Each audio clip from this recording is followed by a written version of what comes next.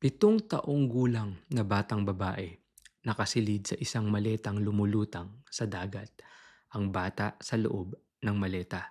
Ang kaso ni Geraldine Dindin Palma. Isipin mo, isang 7 taong gulang na batang babae ang naglalaro lang sa bahay nila. Sa isang iglap, bigla na lamang itong nawala at walang kahit na anumang bakas. Makalipas ang ilang araw, isang maleta ang lumutang sa dagat. Pagbukas ng maleta, katawan ng bata, katawan ni Dindin. Sino ang pumatay kay Geraldine Palma at bakit siya isinilid sa maleta at itinapon sa dagat na parang basura?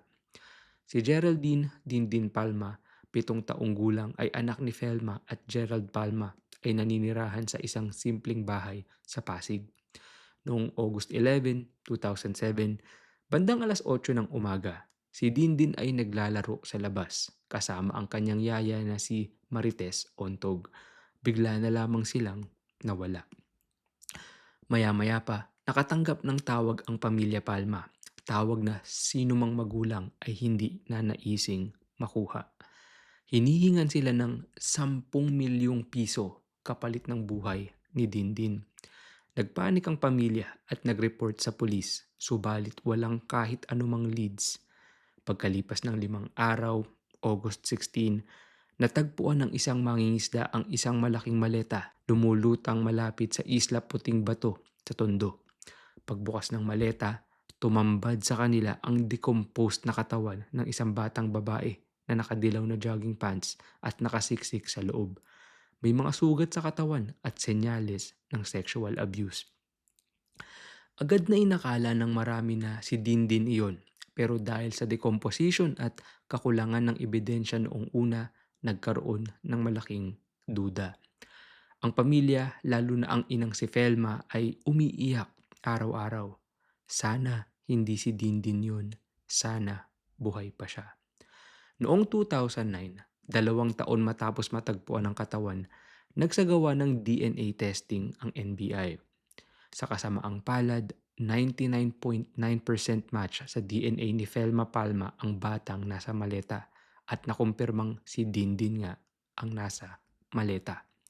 Ayon sa autopsy, blunt force trauma sa ulo at asphyxiation ang ikinamatay ni Dindin at kidnap for ransom ang motibo. Ang yayang si Marites Ontog nawala rin at hanggang ngayon ay hindi pa rin natatagpuan ang katawan niya. May hinalang kasabwat siya ng mga sospek. Sa investigasyon, may nahuling 4 na sospek subalit walang malinaw na ebidensya laban sa kanila.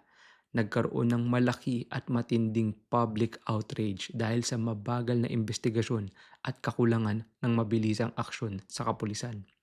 Ang hatol, ilang sospek ang napatawan ng kidnapping with double homicide.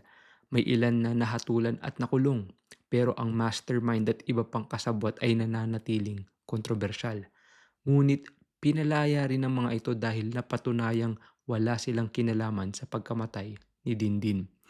Hanggang ngayon, hindi pa rin sarado ang kaso dahil sa mga inconsistencies at kawalan ng ebidensya para sa buong katotohanan. Ang hindi pa rin malinaw, bakit si Dindin at bakit siya pinatay. Ang taong makakasagot lang nito ay walang iba kundi ang yaya na si Marites. Buhay pa kaya siya o siya ang sospek?